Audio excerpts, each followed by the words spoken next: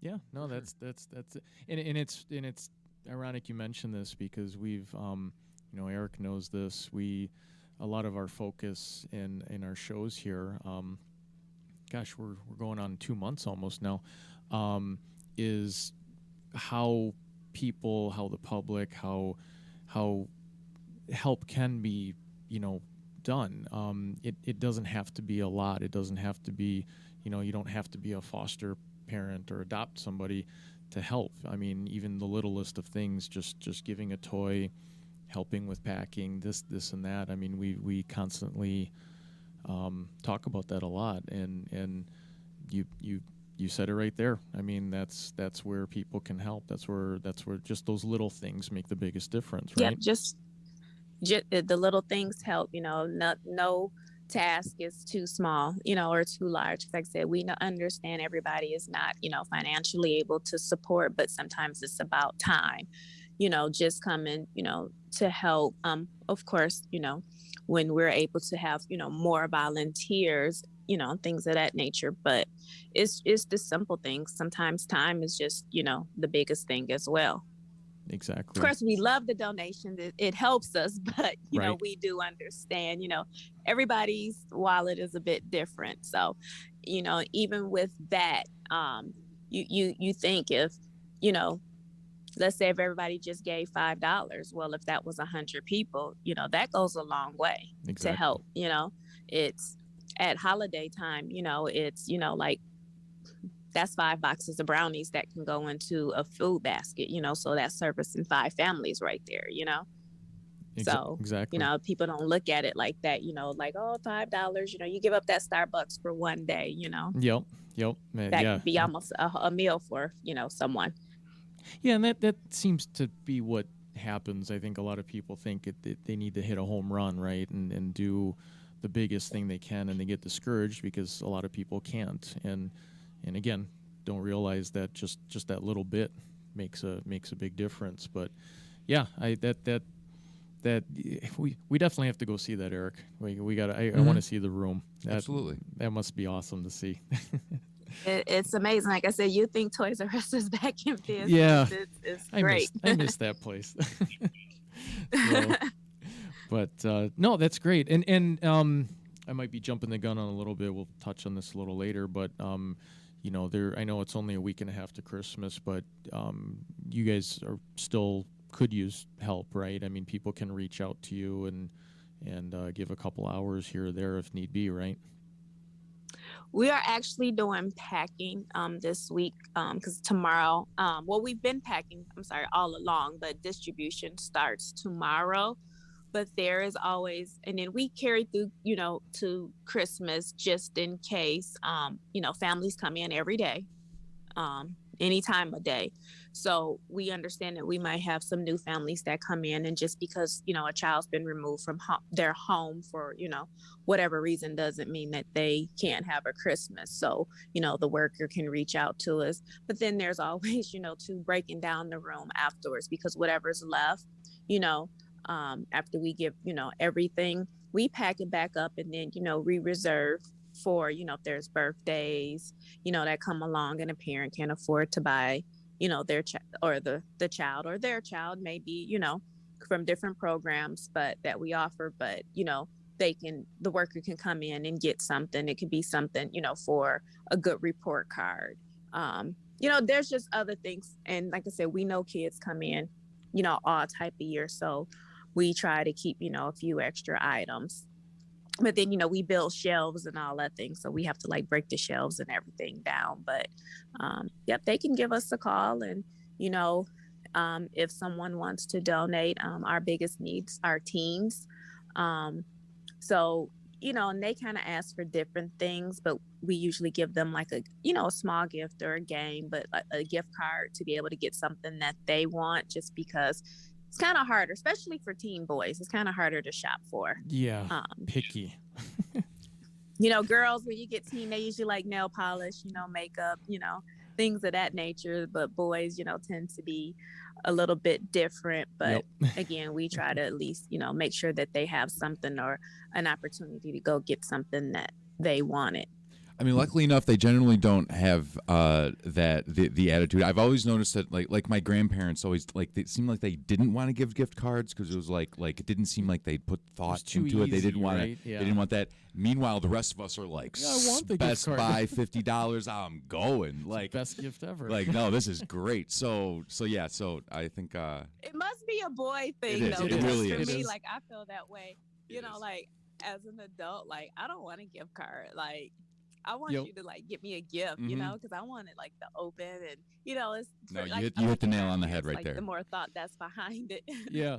Yeah, no, my daughter just my son and daughter just gave me their Christmas list. My daughter's got this big list, specific, detailed. My son, gift cards or money. That's all I want, Dad.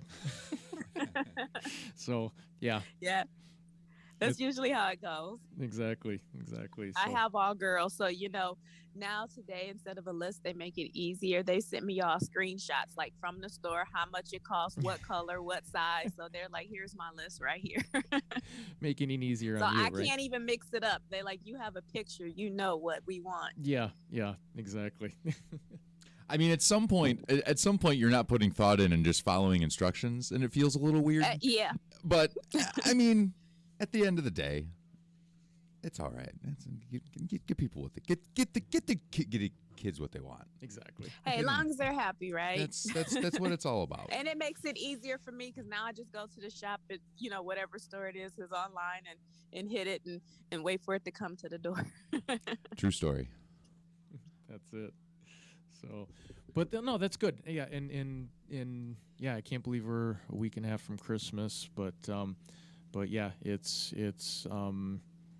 what you guys do is amazing, and thank you because I've seen it firsthand, and it is awesome. So, now we did mention it too a little bit, just changing gears here. Yes, the pandemic, how many things have changed, just how difficult things have been. Last year had 7 kids in the house and couldn't go to school, worked from home, massive challenges. I mean, everything had to change. And, I know that affected everyone and you guys especially as well, Orchards especially. How did that go? I mean, that you mentioned a little bit of the difficulty, but that had to have been a game changer, I'm sure. It was a game changer in a sense for me in development, and raising those necessary funds. Because one, like last year was so many businesses, that were closed and wasn't, or, when they opened back up, they wasn't operating, at full capacity. So that Right. changed, with a lot of our donors, either they couldn't give or couldn't give the way they used to, which again, everything still counts and it adds up. But it was, like to find, new donors, or changing that scope of how we can help, because then it, those that were still given as far as like in organizations, they changed the scope of the way they were giving. So it was how we can help our children, and the family. So, one way was, gift cards for food, because a lot of people were, or, the families are those frontline, they were the restaurant workers. They were, those where they were closed or, Right. Limited, when we were on complete shutdown, for a long time. And it took a long time for like, bars and restaurants to open up, at least where, people can go and dine in. So they were limited, with staff.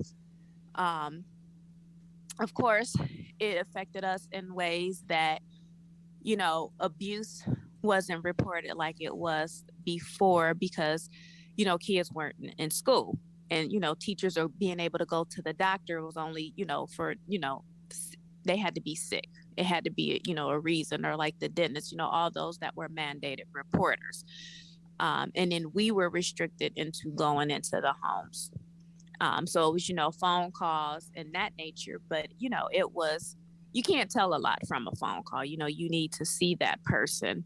100%. Yep. But when we were able to go back out, it was, summertime. So, it became, the the FaceTime visits, or meeting outside, and doing a visit outside, or, meeting in a public place.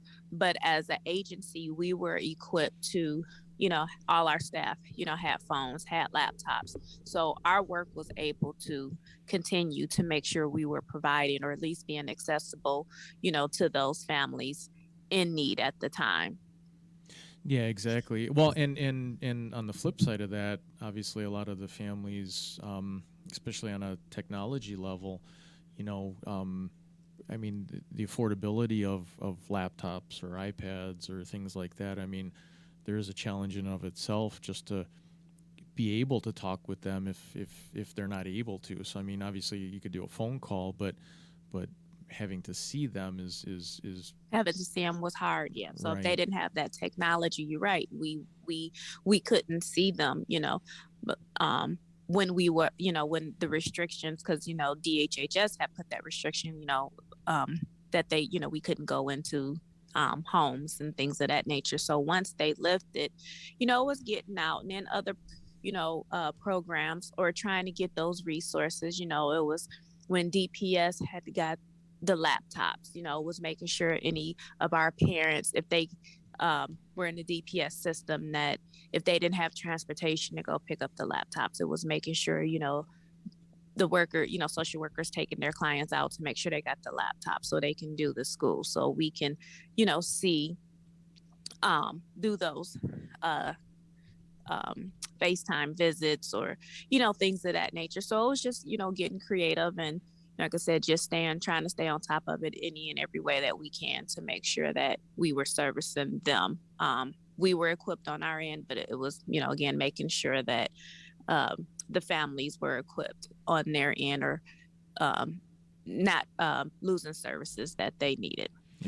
So I know some of these families will be the most likely to have issues with limited internet access. I know that this has caused a bit of a problem in education, in that there's a few cities around the country that are basically suspending their math and reading requirements for graduation because there were enough kids that couldn't get to Zoom class that they're now, and they don't want to take away their diplomas because these are also the kids Mm-hmm. that need them the most.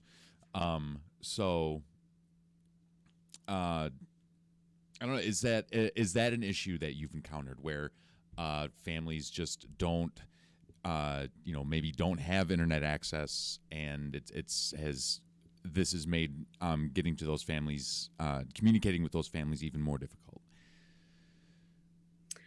Not that I am aware of. I know we had a donation that came in, especially through our Macomb County, and they donated 30 tablets, and then like 4 months free of the Wi-Fi. Okay, that's And excellent. then, it was at a very low cost.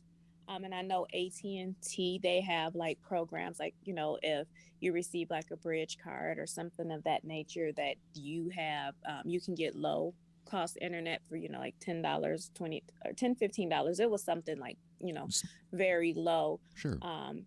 But where needed in some of those cases, we try to step up and help, whether it's writing a grant, um, for the COVID fund. So that was one, when the situation had changed because of COVID, a lot of organizations or foundations, like I said, they changed the way they were given, and they wanted, children, because education is important, and especially math and reading.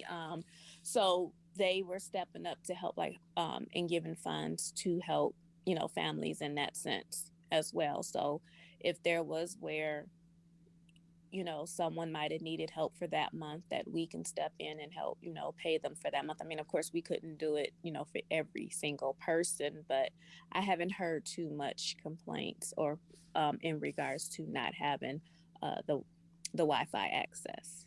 That's Because, good. a lot of them have, at least may have like a smartphone, and, can get on from there. Right. Exactly. Um, but I know that would be a challenge, as far as with school. But that's I'm like I said, I'm not too aware of. I haven't heard much in Yeah. regards to that. Okay.